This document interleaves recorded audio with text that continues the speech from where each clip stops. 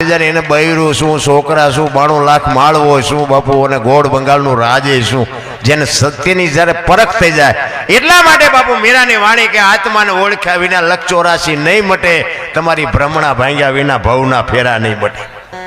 વિચાર કરજો, રામદેવજી બાપાનું આ મંદિર છે, રામદેવજી બાપાની મૂર્તિ છે, તમે ઇતિહાસ ખોલીને જોવાની છૂટ. રામદેવજી બાપાનું અડધું અંગ નેતલ દે રહી ગયા, ડાલીબાઈ કરી ગયા. લ્યો શું સમજવું આમાં? આપણા રહી જાય બીજા કરી જાય. કારણ કે એની એક વાત છે કે રાવત રણસિંહ પરમોદવાનો હતો ને, ઢેલડી નગર આપણું મોરબી. હું તમને એક ગતગંગાની થોડીક વાત કરી દઉં, જે સનાતન ધર્મ જેને કહેવાય.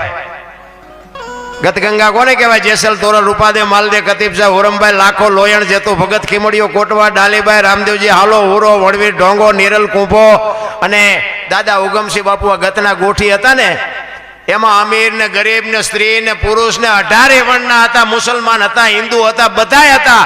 પણ ખોળિયા જુદા હોય ને જીવ એક થઈ જાય, મળદા અત્યારે બેઠા થાય. લ્યો